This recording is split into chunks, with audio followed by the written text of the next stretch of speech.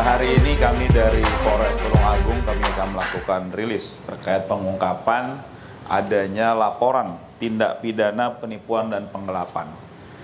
Tindak pidana penipuan penggelapan ini menjadi salah satu atensi kami dikarenakan jumlah korban dan jumlah kerugian yang cukup fantastis yang diderita oleh beberapa orang. Kami menerima laporan terkait peristiwa ini pada tanggal 6 Januari 2024, di mana korban melaporkan tersangka saudari DR yang bekerja sebagai karyawan pada Bank BSI Blitar dengan jabatan CSE, Customer Sales Executive. Dan pada saat itu korban ditawari oleh pelaku adanya investasi lelang emas yang disampaikan oleh pelaku, di mana kemudian karena pelaku adalah karyawan dari Bank BSI, sehingga korban yakin dan percaya. Di mana kemudian peristiwa ini berlanjut sehingga korban mentransfer uang sejumlah yang pertama 257 juta rupiah, kemudian selanjutnya 93 juta rupiah. Dan kemudian kami total untuk korban saat ini sejumlah 350 juta rupiah.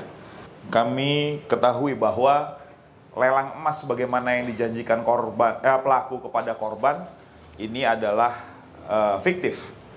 Sehingga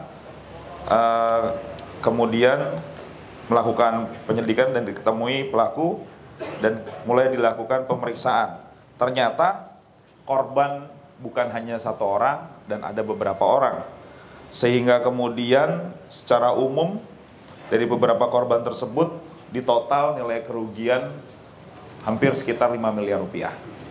Kasus penipuan penggelapan sudah dijelaskan Bapak Kapolres terkait modus operandinya, kronologisnya, bahwasannya pelaku ini melakukan tindak pidana penipuan kepada korban itu untuk beberapa kegiatan seperti dikarenakan juga pelaku ini juga banyak korbannya, maka dari itu uang yang dari korban di wilayah Polres Tulungagung untuk mengganti kerugian untuk korban yang lain. Modusnya seperti itu, bahwasannya pelaku ini banyak melakukan tindak pidana kerugian di wilayah Tulungagung dan wilayah Blitar. Makanya sudah disampaikan Bapak Kapolres terkait kerugian kurang lebih hampir 5 miliar.